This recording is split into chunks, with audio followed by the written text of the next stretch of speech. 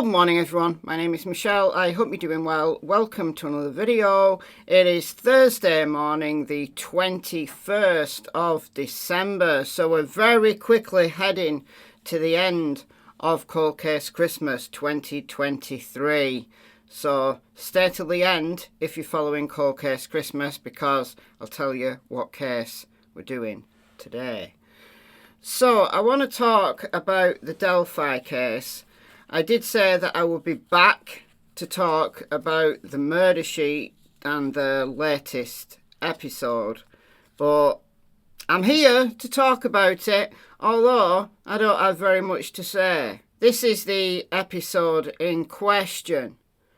The Unacceptable will delve into the online community of conspiracy theorists that former members have described as cult-like. So they've got a couple of highly edited interviews, just, clips from a couple of people who used to be in a Discord server, who weren't happy with what they were reading and seeing, so they left. Wow, okay. So it seemed to be that Kevin and Anya were displeased with this group of people on Discord because people were saying unkind things about them. Right? I don't know the people concerned. I don't know the Discord server. I've never been in that Discord server. I'm not a member of any Delphi Facebook groups. I'm a member of my own Facebook group, and if you want to join my Facebook group, there's a link to that in the description box of all videos. There's a link to all my social media and PayPal and Buy Me a Coffee and all that stuff in the description box of all videos. So what? People say unkind things about other people on the internet. They shouldn't. It's silly, but they do. So making an entire podcast episode that's largely about that. Why? Did listen to it all, and I listened to it all so you don't have to. I'm not going to play you any clips because they'll probably copyright strike me, just like they copyright struck Teresa from Criminality. So I'm not going to play you any clips. I think just about the most interesting part of the podcast was when they actually mentioned the case. Now, they didn't mention the case very much. It was mainly about these people on Discord who were unkind to them. And they gave their real names, but apparently their real names are already out there. So what? Right, some people don't like their real names out there. And if these people don't like their real names out there, then I guess you would call that doxing.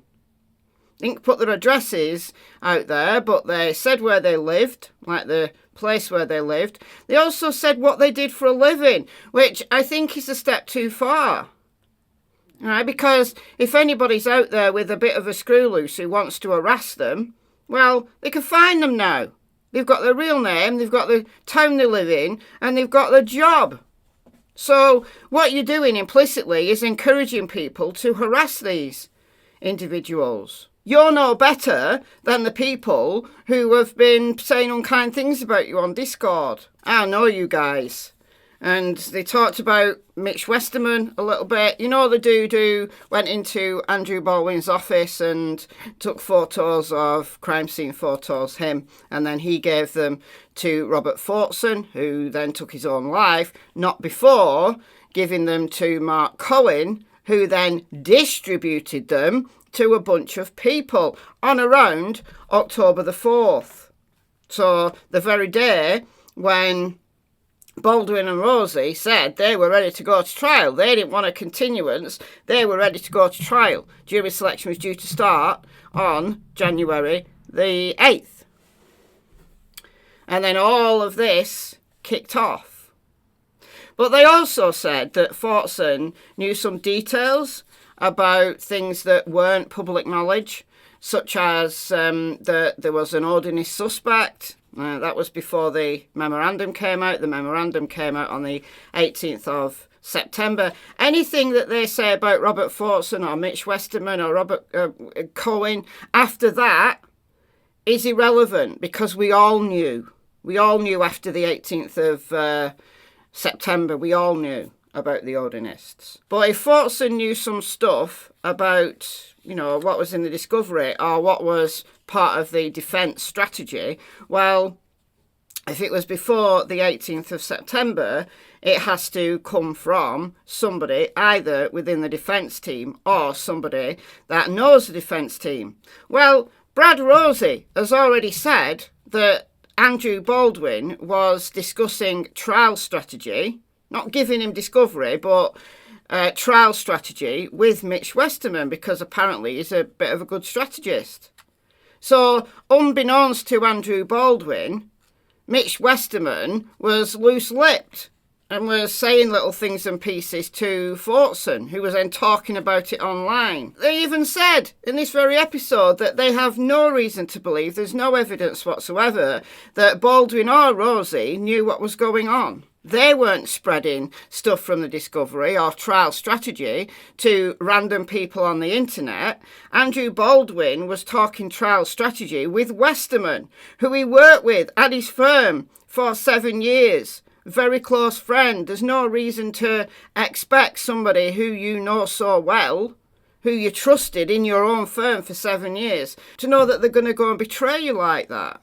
And you'd be all loose-lipped and silly about what they've heard. It's a non-story. But they're going to keep digging. You better believe they're going to keep digging. Yeah, but it's a non-story.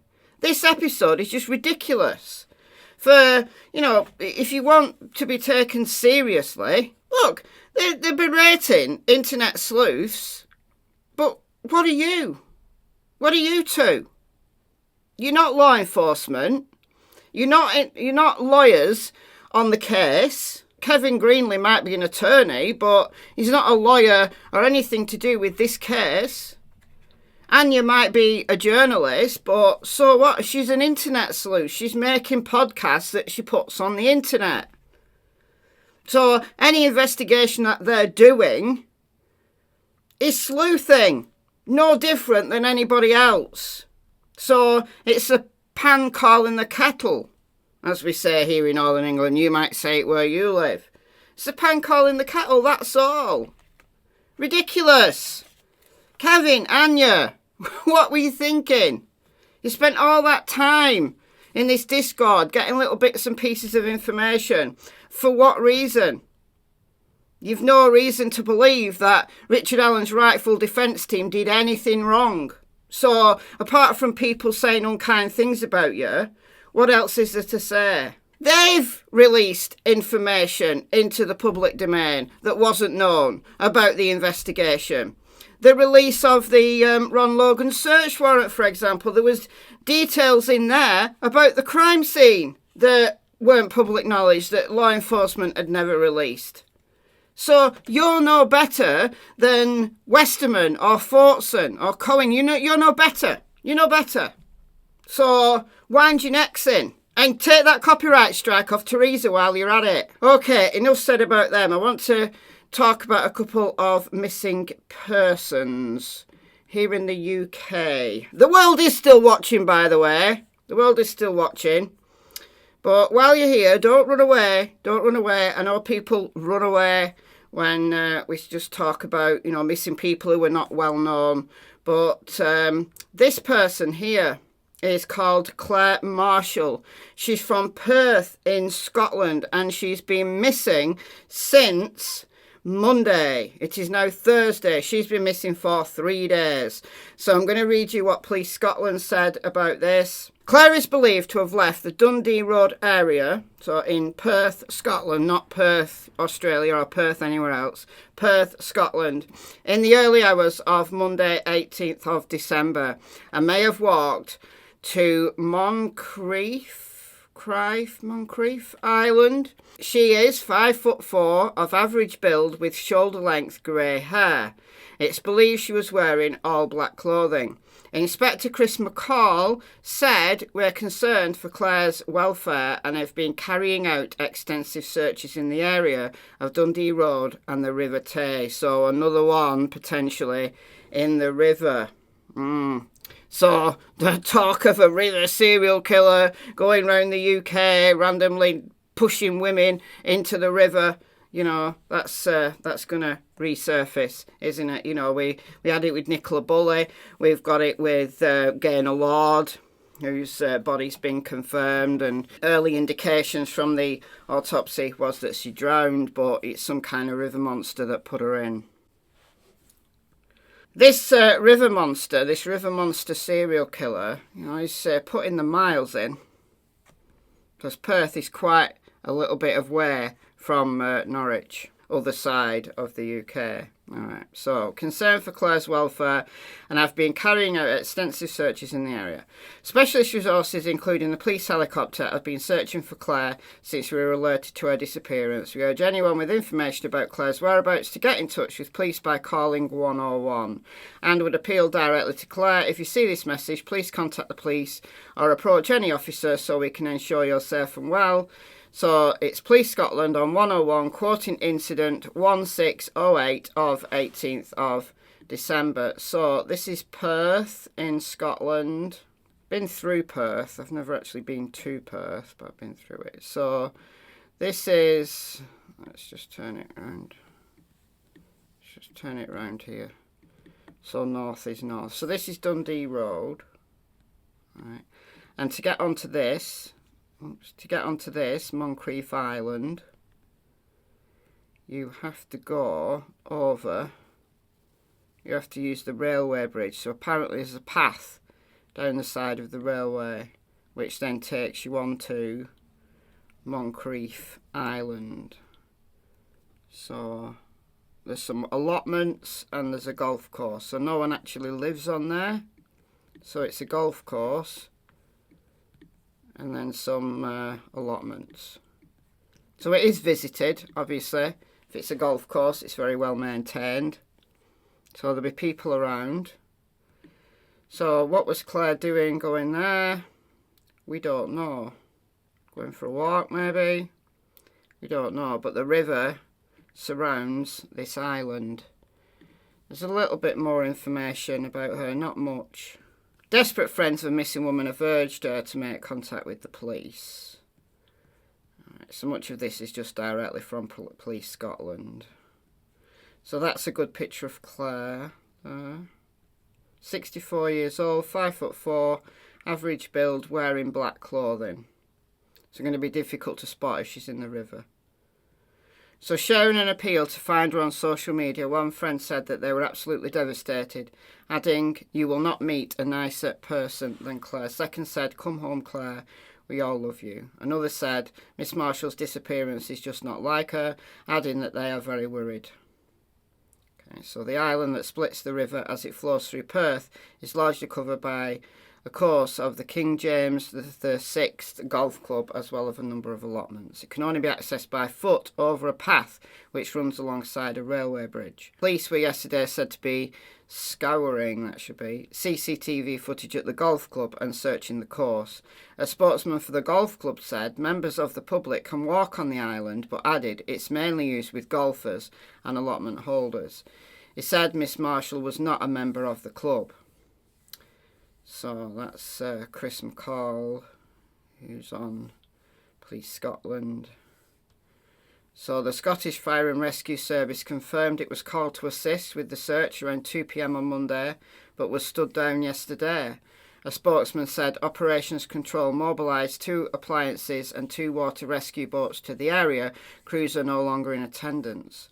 Tayside Mountain Rescue Team was also involved in the search. Perth Councillor Chris Ahern said, "I hope that she is found safe and well. It's sad, especially at this time of year, and my thoughts are with the family. Thankfully it's not freezing, but that doesn't matter. She's out there and I just hope she's safe." So they go on to talk about Gaynor Lord and Nicola Bulley. So anybody who might have seen Clare, and I'll show you a picture again in a minute, should contact Police Scotland on 101, quoting incident number 1608 of 18th of December. So that is Clare. So don't know anything about her family, don't know anything about her as a person as of yet, but she has now been missing for 3 days. There's also a man called James Miller who's now been missing for 3 years. somebody in my Facebook group gave me the heads up about this guy. He's missing from Warrington, which is in between Manchester and Liverpool. It's not that far away from me. Warrington kind of spreads out. That's where I was last week, searching for Trevor Farthing. So not too far away from where Trevor Farthing went missing. So is there a serial killer killing men in the northwest? You might as well say that. Might as well say that if you're going to talk about a river monster serial killer pushing women into a river. But yeah, I'm going to be going back to this area when I've got like a good few hours, because I've got some areas that I want to look at. But anyway, James is missing from Warrington. So police investigating the disappearance of missing Warrington man James Miller are renewing their appeal for information. It comes 3 years after the 38-year-old was first reported missing. James was last seen on Slater Street in Latchford at 11 p.m. on Tuesday, December 22nd. So it'll be 3 years tomorrow that he was last seen. So we've got Slater Street now. Let's pop Slater Street in here. There's Slater Street. Oh, and there's the River Mersey. There's the River Mersey. If he's in the river, I don't know that they're going to find him after all this time. May not be in the river though. Despite a thorough investigation into his disappearance and an extensive appeal made by his family and friends, James has never been seen since. At the time he went missing, James was wearing a white t-shirt and grey jogging bottoms. He's 5'8" with bright blue eyes, so this is James here, medium build with a distinctive scar on the side of his head.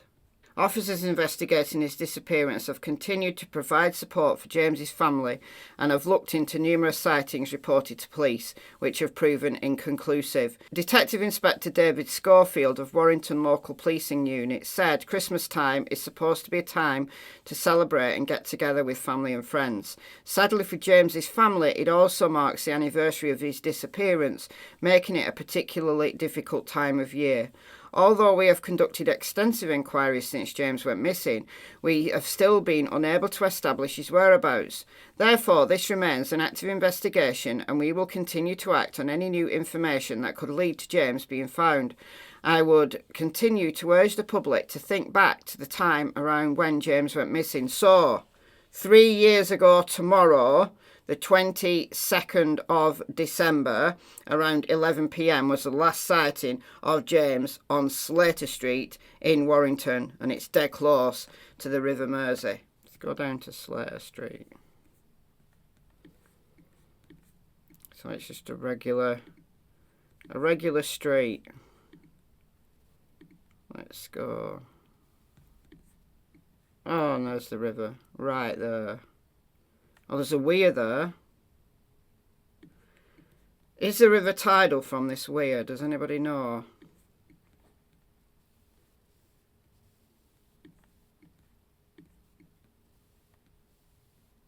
That doesn't look good. I'm sorry, that doesn't look good. I'd also want to repeat my thanks to the members of the public who have continued to do all they can to raise awareness of James's disappearance and provide support and hope for his family. Anyone who may have information is asked to contact Cheshire Constabulary on 101 or via www.cheshire.police.uk/tell-us. That's awkward. Quoting IML 880492. I'll leave a link to all of these articles that I've mentioned in the description box, so if you do have information you can get it to the right person. So James is missing, has been missing for 3 years tomorrow. Let's hope his family gets some good news soon. Likewise, Claire has been missing for 3 days now. So let's hope her family and friends get some good news very soon. And to all of the other people missing loved ones this time of year, I'm so sorry. But we're going to keep going, publicising these cases and doing the little that we can do on this channel. Alright guys, let me know your thoughts about all of this. Murder sheet, nonsense, Claire and James. Please keep them in your thoughts. And I will see you in the next video. Oh yeah, before I go. Cold Case Christmas. Last night was the disappearance of Kyle Fleischman. And then the day before that was Timothy McCall. And who have we got tonight? Tonight we've got the disappearance. Now this is a bizarre one. Tonight we've got the disappearance of Kevin Dundon, who went missing from his job on a ferry in between Belgium and the UK. So Kevin Dundon, 6 p.m. UK time. Hopefully see you there. Bye guys.